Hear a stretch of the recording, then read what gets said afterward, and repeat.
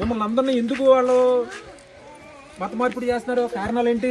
మిమ్మల్ని మత మార్పిడి చేయడానికి, ఆ మతంలోకి రానాకి రమ్మనండి అని చెప్పి అన్నాక ఏంటి రీజన్ ఏంటి?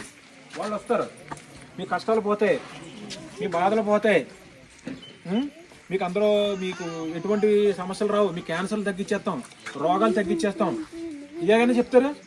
మరి అలా అంటే ఇప్పుడు మనకి 200 దేశాలు ఉన్నాయి. 200 దేశాల్లో దాదాపుగా 150 దేశాలు క్రైస్తవ దేశాలే. అలాగే నిజంగా అక్కడ మరణాలే ఉండకూడదు. మరి అక్కడ ఎవరు కూడా మరి చచ్చిపోకూడదు కదా, అక్కడ ఎవరికి ఏ కష్టాలు రాకూడదు, రోగాలు రాకూడదు కదా. మిగతా 150 దేశాలు ఉన్నాయి, మరి అక్కడ ఎవరు హాస్పిటల్లో ఉండకూడదు కదా, డాక్టర్లు ఏమో హాస్పిటల్ ఉండకూడదు కదా, రోగాలు తగ్గించేస్తే. మనకు కూడా ఏం చేయాలి ఇక్కడ?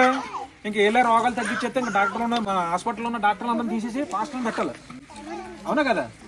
అవన్నీ అబద్ధాలు, మోసాలు. ఎందుకంటే అది ఒక కల్పిత మతం అది.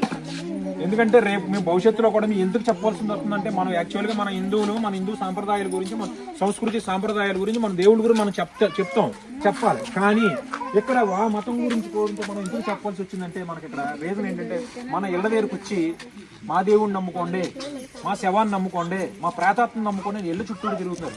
మీరందరూ కూడా విగ్రహారాధన చేసే వాళ్ళందరూ కూడా మీరు వ్యభిచారులని చెప్పి ప్రచారం చేస్తున్నారు రోడ్ల మీద. మీరు అందరూ నరకానికి పోతారు, మా దేవుడిని నమ్ముకోకపోతే నేను చెప్పి ప్రచారం చేస్తున్నారు, అవునా కదా?